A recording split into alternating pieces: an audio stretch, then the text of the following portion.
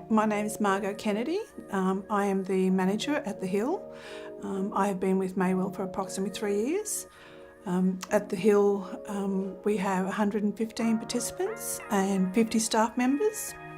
The Hill is a purpose-built facility for people with disabilities, and it accommodates people who have complex medical and behaviours of concern, and those participants who are independent and want to go out in community.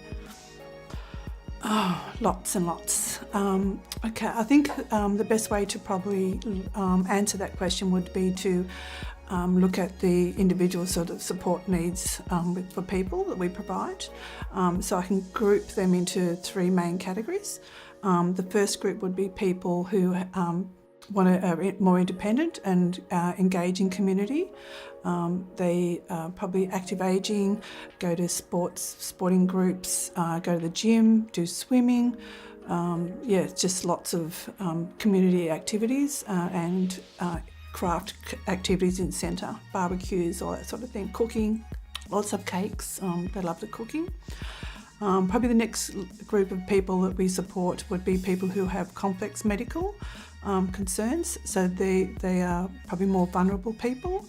They require more intensive support. They may have epilepsy. They could require tube feeding. They need lots more monitoring and one-on-one supervision and observation to ensure that their health concerns are we're on the pulse. We're straight there as soon as someone's having a seizure, and they require lots more personal care support as well. The third group of people would be participants who have challenging behaviours or behaviours of concern, and they may have a restrictive practice in place. They can become escalated throughout the day, and we need to bring the de-escalation down for them so they feel safe and secure. And how we do that can also be done through a behavioural support plan, and we work with behavioural clinicians to ensure that those strategies are in place for each participant and we are supporting them correctly. Well, I'm hopeful that all our community will be very generous. Our projects that we've put forward would be to create a sensory garden, which would be somewhere that someone could either go in a wheelchair or walk through, and they would experience, tasting, smelling, sight, visual stimulation, the sound of, wind in the trees or wind chimes, that sort of thing, and be able to touch, plants that gives it different textual feelings for them.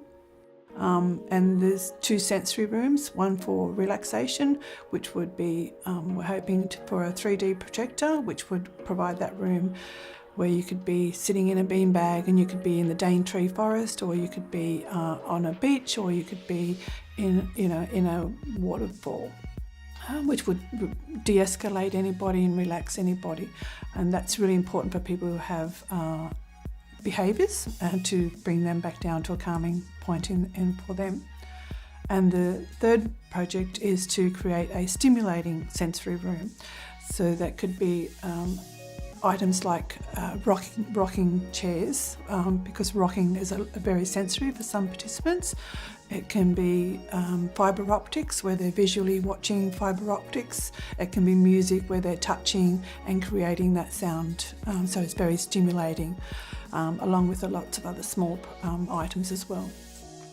And of course, they all take a lot of money and they're very expensive. So we can't raise that money without having different events throughout the year, and this is one of our events that we're really encouraging everybody to support us.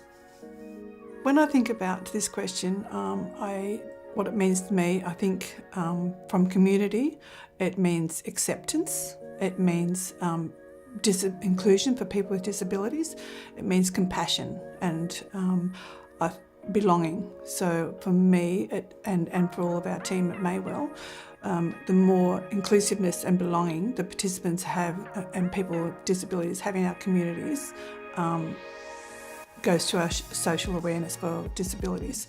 So events like this would showcase people with disabilities and their needs and raise more awareness within Australia, I think is just extremely important.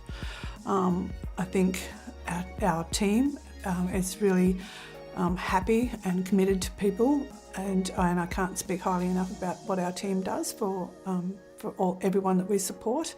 And I'd like to be saying the same thing to everybody in the room tonight, to say a huge thank you for all your generosity and support to people with disabilities. And we will keep on trying to seek changes for people with disabilities in Australia.